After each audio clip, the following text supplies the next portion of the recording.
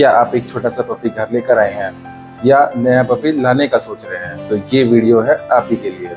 क्योंकि पपी के first 90 days मतलब 3 मंथ्स उसकी हेल्थ, बिहेवियर और इम्यूनिटी के फाउंडेशन के लिए सबसे इम्पोर्टेंट है। मैं हूं डॉक्टर चेतन, आप देख रहे हैं पेट शिक्षा, जहां पेट केयर मिलता है आपको एक नए अंदाज में। First is neonatal phase. ये वो फेज है जो 0 से 4 वीक्स के बीच का होता है, मतलब पपी का फर्स्ट मंथ। इस फेज में puppy is fully dependent on mother और उसका जो इम्यून सिस्टम है वो खुद से कुछ नहीं कर सकता। इस फेज में अगर मदर साथ में है तो बेस्ट है, अदरवाइज अगर पपी ऑर्फन है तो जो मैं पॉइंट्स आपको भी बताऊंगा उनको ध्यान में रख के आप पपी की केयर कर सकते हैं। फर्स्ट इज पपी को आप कमर्शियल मिल्क रिप्लेसर से या फॉर्मूला मिल्क से आप फीड कर सकते हैं हर 2 से 3 घंटे के अंदर। सेकेंड इज पपी का टेम्परेचर मेंटेन करना बहुत जरूरी है। उसके लिए आप हीटिंग पैड या पपी को वार्म बोतल के पास में रख सकते हैं। और रूम टेम्परेचर की बात करें तो वो 30 से 32 डिग्री सेल्सियस होना चाहिए। Third point is her feeding के बाद में आपको कॉटन से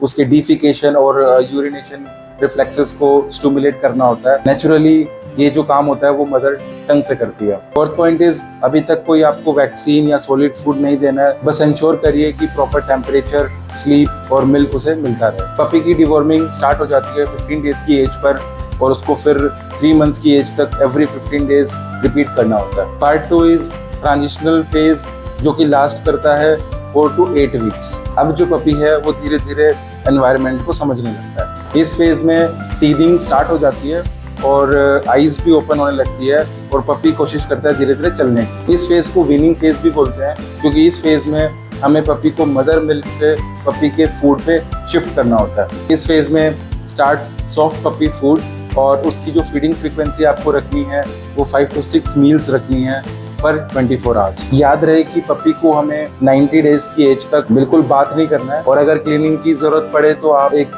वेट क्लॉथ लेकर उसको वाइप कर सकते हो या फिर पेट वाइप्स और ड्राई शैम्पू का भी आप इस्तेमाल कर सकते हो। इस स्टेज में सोशलाइजेशन स्टार्ट करें, light music, new sounds, gentle human touch और पपी को हैंडलिंग करने की आदत डालें। Part 3 is critical stage.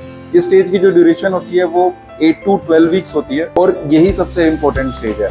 इसमें इम्यूनिटी, बॉन्डिंग, बिहेवियर का जो बेस होता है इसी स्टेज में बनता है। पपीज के जो इम्पोर्टेंट वैक्सीन होते हैं वो इसी फेज में लगते हैं। वैक्सीनेशन स्टार्ट हो जाती है 6 to 8 वीक्स की एज पर ही।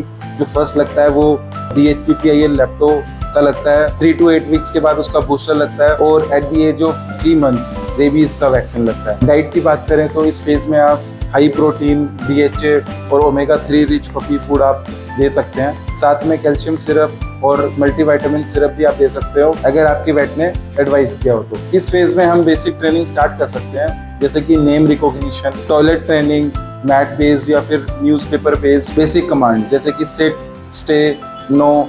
और जैसे ही आपका पपी इन कमांड्स को मानता है तो आप उनको ट्रीट्स देके रिवॉर्ड भी कर सकते हैं। इस फेज में टीदिंग होने लगती है तो सेफ च्यू टॉयज आप उसको लाकर दे सकते हैं। यही वो टाइम है जिसमें आपको अपने शूज, स्लीपर, सॉक्स या कोई भी ओपन वायर पड़ा हो उसको छुपा के रखने की जरूरत पड़ती है। Part 4 is behaviour and emotional care. जितनी फिजिकल हेल्थ इंपॉर्टेंट है उतनी इमोशनल बॉन्डिंग भी जरूरी है। Puppy needs love, confidence and security. रोज थोड़े टाइम उसको लैब में लें, उसको पेट करें, उसे स्कोल्डिंग से नहीं जेंटल करेक्शन से समझाएं। क्रेट ट्रेनिंग या अलग सोने की आदत डालें। प्ले टाइम में पॉजिटिव रीइंफोर्समेंट से उसको ट्रेन करें। अर्ली लीश इंट्रोडक्शन की आदत डालें, वो भी बिना प्रेशर के। आई वुड सजेस्ट कि इनिशियली आप एक proper branded commercial puppy food ही यूज करें और अगर आपके वेट ने एडवाइस किया है तो आप सप्लीमेंट्स में कैल्शियम सिरप या मल्टीविटामिन के ड्रॉप्स भी आप यूज कर सकते हैं। हाइजीन की बात करें तो आपको क्लीन बेडिंग रखनी है, टिक प्रिवेंशन करना है फ्रॉम 6 वीक्स ऑनवर्ड, उसकी आई, ईयर, पोज को क्लीन करना है। बेसिकली हमें एक पपी प्रूफ होम बनाना है जिसके अंदर वायर्स, ओपन बालकनीज को अवॉइड करना है। एक हम बेसिक फर्स्ट एड बॉक्स भी बना के रख सकते हैं जिसके अंदर cotton, thermometer, antiseptic spray, ORS sachet या कोई नियरेस्ट वेट का कोई कॉन्टैक्ट नंबर भी हम उसमें रख सकते हैं। Now final tips and warning science की बात कर लेते हैं। ये कुछ रेड फ्लैग्स हैं जो अगर आपको दिखे तो तुरंत अपने वेट से कॉन्टैक्ट करें। First is puppy is not eating properly. Second is 2 दिन से ज्यादा लूज मोशंस लगना, स्पेशली ब्लड आ रहा हो तो। Third is vomiting plus weakness. Fourth is continuous crying और ब्लॉटेड स्टमक। याद रहे एक हेल्दी पपी होना चाहिए एक्टिव,